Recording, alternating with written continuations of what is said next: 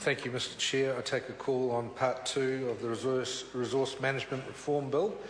And I want to speak in terms of some of the comments that have been made in relation to the Auckland Unitary Plan compared to the plans, the 7 local authority plans and also the regional council plans that it does replace. Many people would say that Auckland was not functioning under the former plans. That statement is incorrect. Each of the local authorities had robust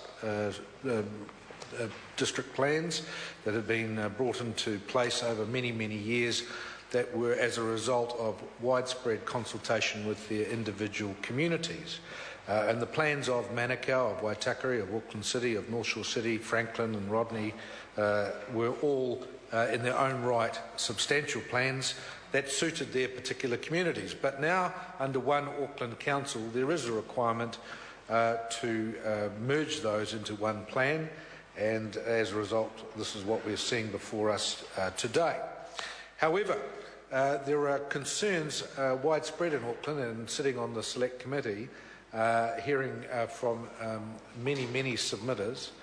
including submitters with extensive and lengthy experience in local government and in resource management, including QCs, including some of the brightest minds in legal terms of New Zealand, in terms of planning and in terms of the background to local government, who submitted that there were quite a few concerns about the Auckland Unitary Plan as it stood, and that in many instances it certainly fell well short of what was a robust document that would stand scrutiny. In that regard, it certainly, and we do support the situation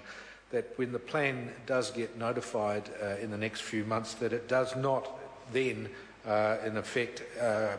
be given the greater operative weight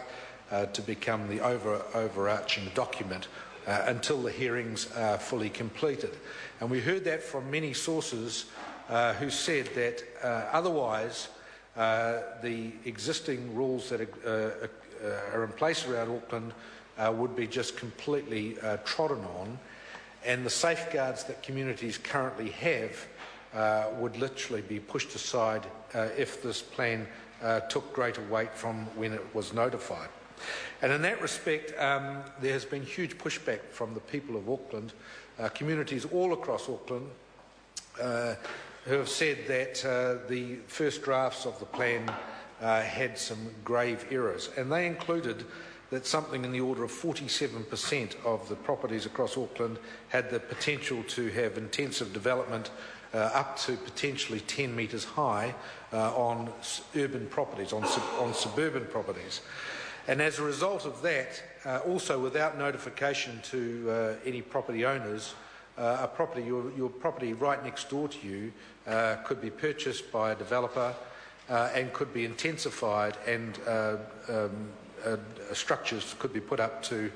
10 metres under the proposed plan without you being aware until literally the day the bulldozers moved in and started work. And that is unacceptable to any community, whether you're in Auckland or whether you're anywhere in New Zealand, but not to have a situation where you are given the opportunity to at least have some input on what is being proposed next to your property if it's outside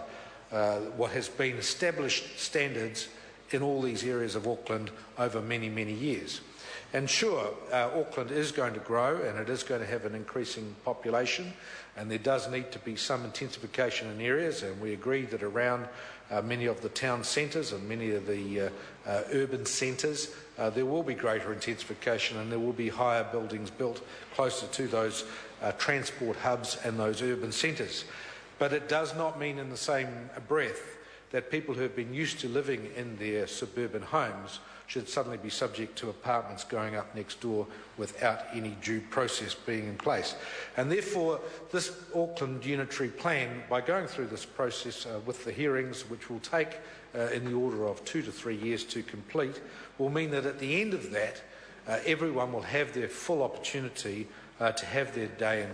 before the court, effectively, to put their submissions properly to the plan as the final notified plan. Mr Chair, as the plan is notified, and that for that document to then be properly thrashed out so that the final operative plan that is put in place does have total and full scrutiny.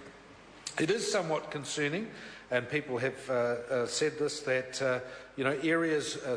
involving heritage aspects, areas involving trees, areas involving intensification around town centres have not necessarily been identified to a suitable level. And it is also concerning that some existing structure plans that have taken an awful lot of work to get to where they are today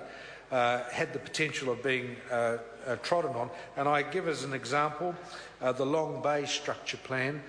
which has 2,500 homes being built at Long Bay, one of the largest subdivisions in the country. More than 6,000 people potentially will be living there, which took in close to 7 or 8 years of negotiations with the developers to finalise that plan, so that there was totally modern practice in terms of how that significant tract of land would be developed, to include all modes of transport, to include parks, to include reserves, to include that there were view shafts out to the Hauraki Gulf Islands, to ensure that it ended up as a modern 21st century development. That also included a very significant court case through the Environment Court with the North Shore City Council and with the Todd Property Group, which ended up in a very, very good result for all parties, that saw the whole community buy into it in the end, that saw a situation that the community, not just the North Shore community, but people from all over Auckland who loved Long Bay. It's the busiest regional park in the Auckland area. More than 1 million people a year go to that particular regional park, and they wanted to ensure that the urban intensification around that park was certainly kept to the best it could be in terms of the effects on the coastline, on the reserve, the marine reserve nearby,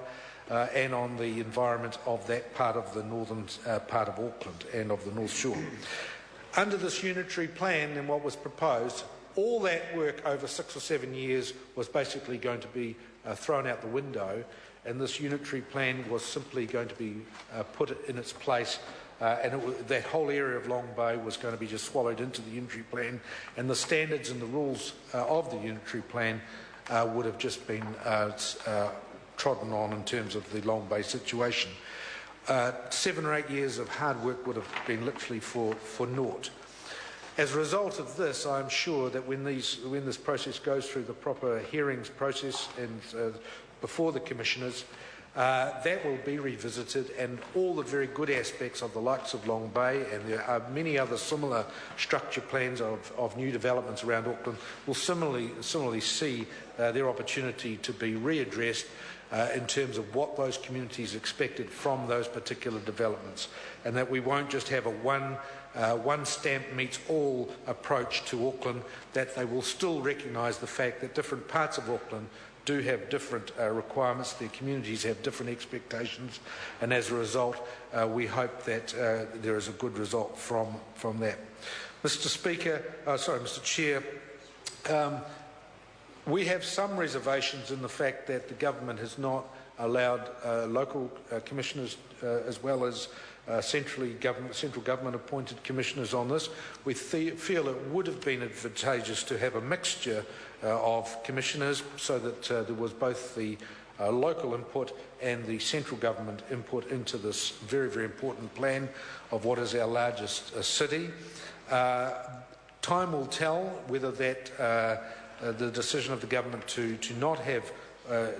include locally appointed commissioners is the right one. Aucklanders certainly will not appreciate the fact that if commissioners are appointed who are from other parts of the country who don't necessarily have the full understanding of the implications of the plan on the local communities of Auckland, they certainly won't appreciate it if it is not treated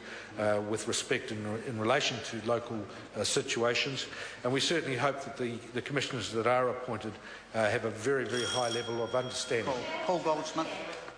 Thank you, Mr. Chair. My pleasure to speak on this bill. The unitary plan, I want to focus on the Auckland unitary plan, which is a very, very important document for the city and indeed for the country. Housing is an issue